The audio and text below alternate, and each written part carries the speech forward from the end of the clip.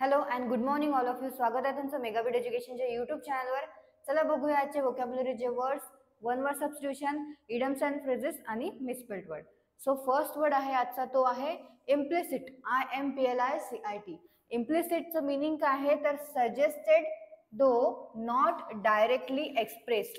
म्हणजे काय होते याचा मराठीमध्ये अर्थ तर बिन तक्रार किंवा असंही म्हटलं जातं की सूचित केलेला परंतु व्यक्त नसलेला याला म्हटलं जातं इम्प्लिसिट.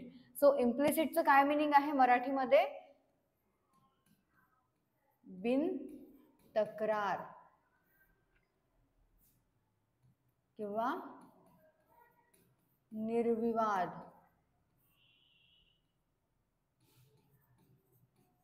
सूचित. आणखी काय म्हटलं जातं सूचित केलेले परंतु व्यक्त नसलेले म्हणजे काय होतं इम्प्लिसिट. इम्प्लिसिटचं काय मिनिंग आहे suggested do not directly expressed म्हणजे सूचित केलेले परंतु व्यक्त न केलेले, डायरेक्टली व्यक्त न केलेले. सो सिनोनिम काय आहेत इम्प्लिसिटचे इम्प्लाइड, इनडायरेक्ट आणि इन्फर्ड. आणि अँटोनिम्स आहेत एक्सप्लिसिट, डायरेक्ट आणि डाऊनराईट. सिनोनिम्स आहेत एकदा परत बघून घेऊया इम्प्लाइड, इनडायरेक्ट आणि इन्फर्ड. आणि अँटोनिम्स आहेत एक्सप्लिसिट, डायरेक्ट आणि डाऊनराईट. सो यूज बघून घेऊया आपण सेंटेन्समध्ये कसा करण्यात आलेला आहे इम्प्लिसिटला. So comments seen as implicit criticism of the policies. So याचा अर्थ काय आहे मराठीमध्ये धोरणांवर अप्रत्यक्ष. सो इथे जे आहे इम्प्लिसिटला यूज करण्यात आलेला आहे अप्रत्यक्ष म्हणून. तर धोरणांवर अप्रत्यक्ष टीका म्हणून पाहिले जाणारे टिप्पण्या. ओके, तर असं याच्यामध्ये इम्प्लिसिटला यूज करण्यात आलेला आहे अप्रत्यक्ष म्हणून.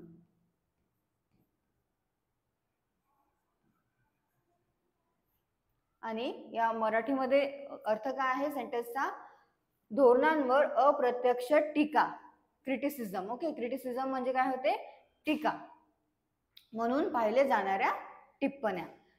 ओके, नेक्स्ट बघूया. नेक्स्ट वर्ड काय आहे प्रोएक्टिव्ह. सो प्रोएक्टिव्हचं मिनिंग काय आहे creating or controlling a situation rather than just responding to it after it has happen. So याचं प्रोएक्टिव्हचं मिनिंग काय आहे वाट न पाहता कृती करणारा जो असतो त्याला म्हटलं जातं proactive. Creating or controlling a situation rather than just responding to it after it has happen. तर प्रोएक्टिव्ह म्हणजे काय होते पूर्वलक्षी किंवा अंतःस्फूर्त,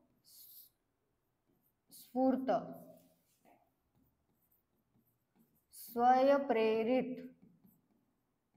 आणखी काय म्हटलं जातं वाट न पाहता कृती करणारा म्हणजे होतं प्रोएक्टिव्ह. सो सिनोनिम्स काय आहेत प्रोएक्टिव्हचे एंटरप्राइजिंग, टेक चार्ज आणि एनर्जेटिक. आणि अँटोनिम्स आहेत रिॲक्टिव्ह, रिस्पॉन्सिव्ह आणि चार्जेबल. सो प्रोएक्टिव्ह म्हणजे काय होते पूर्वलक्षी, अंतःस्फूर्त, स्वयंप्रेरित. आणखी वाट न पाहता कृती करणारा म्हणजे creating or controlling a situation rather than just responding to it after it has happen. तर आता प्रोएक्टिव्हचं सेंटेन्समध्ये बघूया यूज कसा करण्यात आलेला आहे. Employer must take a proactive approach to equal pay. So याचा मराठीमध्ये अर्थ काय आहे तर नियुक्त्यांनी म्हणजेच एम्प्लॉयर. तर एम्प्लॉयर म्हणजे काय होतं मराठीमध्ये नियुक्त. नियुक्त्यांनी समान वेतनासाठी सक्रिय दृष्टिकोन स्वीकारला पाहिजे. तर इथे आता प्रोएक्टिव्ह म्हणजे यूज करण्यात आलेला आहे ॲज अ सक्रिय म्हणून. ओके, सो परत एकदा तुम्हाला सेंटेन्सचा अर्थ सांगते मराठीमध्ये काय होतो. सो नियुक्त्यांनी समान वेतनासाठी सक्रिय दृष्टिकोन स्वीकारला पाहिजे असा या सेंटेन्सचा अर्थ आहे मराठीमध्ये. नेक्स्ट बघूया. नेक्स्ट वर्ड आहे कल्पेबल. कल्पेबलचं काय मिनिंग आहे तर डिझर्विंग ब्लेम म्हणजेच काय जो दोषी आहे किंवा अपराधी आहे. त्याला काय म्हटलं जातं, कल्पेबल असं म्हटलं जातं. कल्पेबल म्हणजे काय होते तर दोषी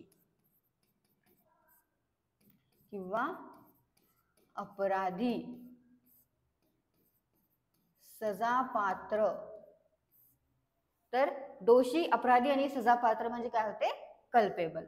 याचे सिनोनिम्स काय आहेत, टू ब्लेम, गिल्टी आणि ऍट फॉल्ट.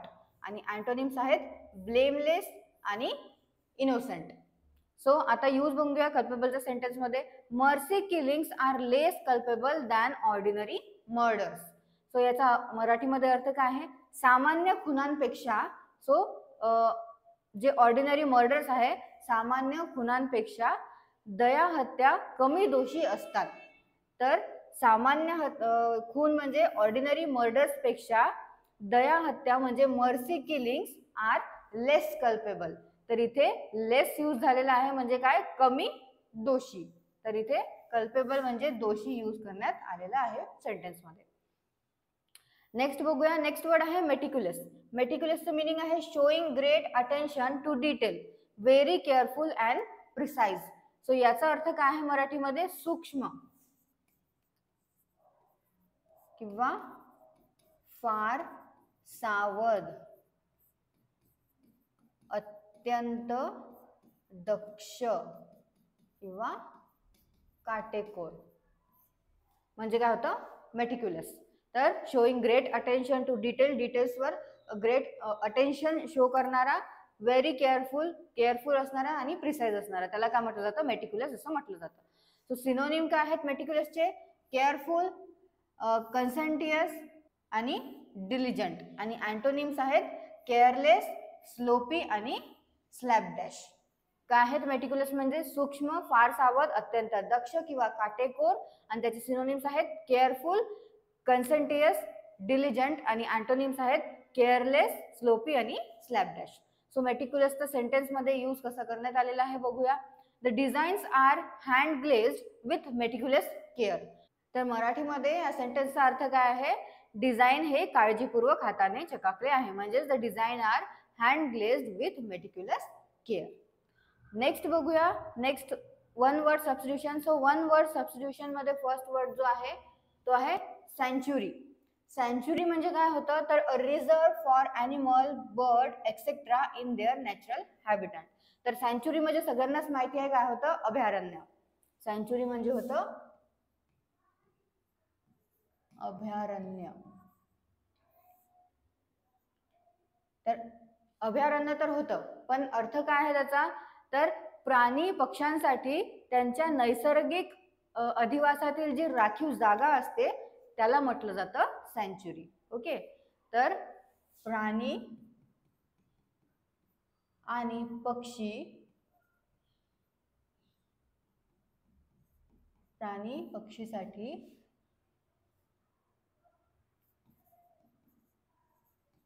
त्यांच्या नैसर्गिक अधिवासातील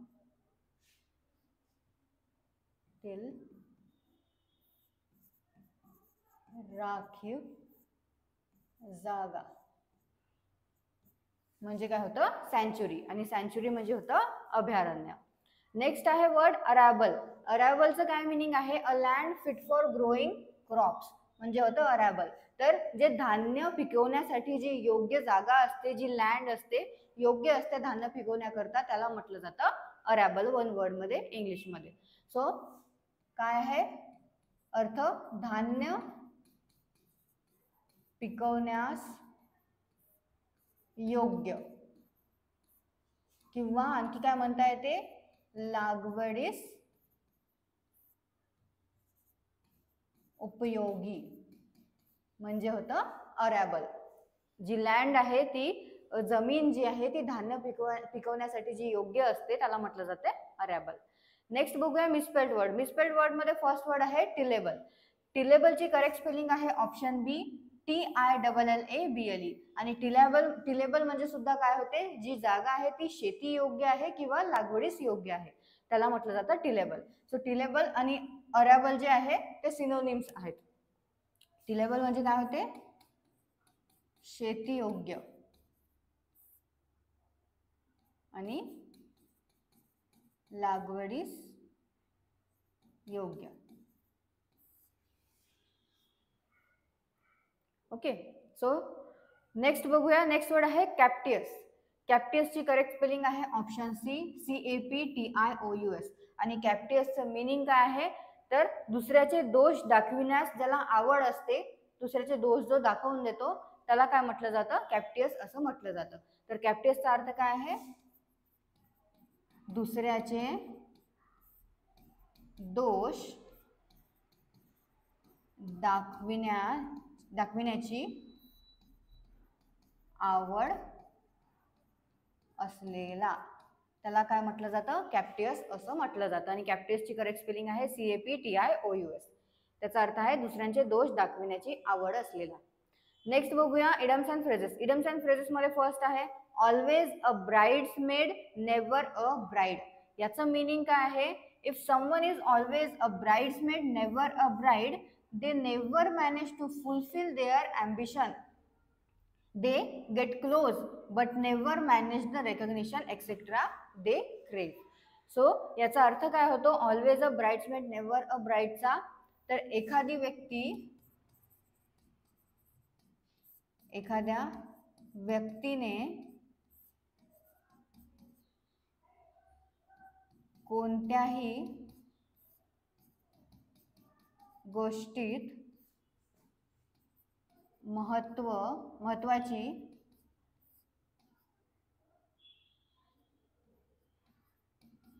भूमिका बजावली नाही. म्हणजे काय होतं, always a bridesmaid never a bride, म्हणजे एखादी व्यक्ती आहे जिने कोणत्याही गोष्टीमध्ये महत्वाची भूमिका बजावलेली नाही, त्याला म्हटलं जातं always a bridesmaid never a bride. आणखी काय होतं तर they get close but never manage the recognition, म्हणजे क्लोज आहे पण मिळवू शकलेले नाही, त्याला सुद्धा म्हटलं जातं always a bridesmaid never a bride. काय आहे, क्लोज आहे पण मिळवू नाही शकला किंवा मिळवू नाही शकलेले, त्याला म्हटलं जातं always a bridesmaid never a bride. Next बघूया before you can say Jack Robinson. तर याचा अर्थ काय आहे, the term Jack Robinson represents a short amount of time. When you do something before you can say Jack Robinson, you do it very quickly. तर याचा अर्थ काय आहे, before you can say Jack Robinson म्हणजे एवढ्या लवकर की तुम्हाला त्याची जाणीव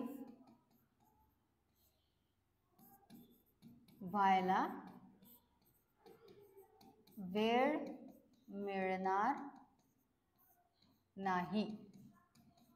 म्हणजे काय होतं, before you can say Jack Robinson म्हणजे एवढ्या लवकर करणे, शॉर्ट अमाउंट ऑफ टाइम मध्ये करणे, तुम्हाला जॅक रॉबिन्सन म्हणण्याचाही वेळ नाही मिळणार.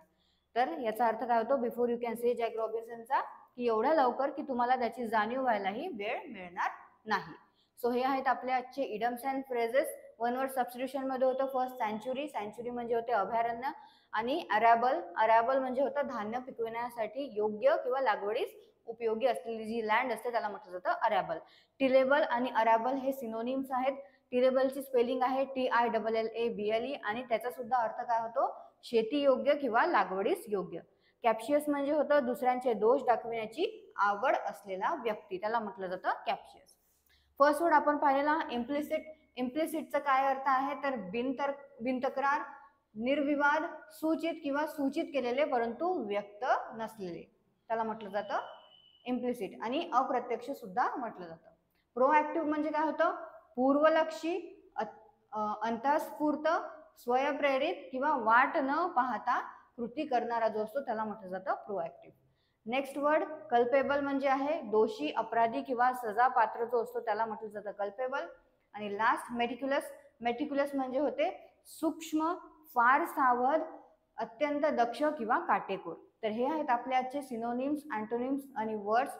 याचे तुम्ही परत एकदा सिनोनिम्स, अँटोनिम्स आणि मराठीमध्ये जे मीनिंग सांगितलेले मी ते परत एकदा वाचून घ्या, नोट डाऊन करत चला. आणि जे तुम्हाला मी सेंटेन्सेसचे अर्थ सांगितलेले आहे तर ते सुद्धा तुम्ही नोट डाऊन करत चला, म्हणजे तुम्हाला या सेंटेन्सचा नंतर तुम्ही वाचाल तेव्हा या सेंटेन्सचा अर्थ काय आहे ते तुम्हाला कळेल. आणि स्वतःच्या मनाने सुद्धा तुम्ही सेंटेन्स तयार करत चला, म्हणजे हा वर्ड जो आहे तो तुम्ही ज्या सेंटेन्समध्ये फ्रेम कराल तो कोणता त्याचा अर्थ होईल हे सुद्धा तुम्हाला कळेल की त्या सेंटेन्समध्ये कोणत्या अर्थाचा आपण तो वर्ड जो आहे तो फ्रेम करू शकतो म्हणून.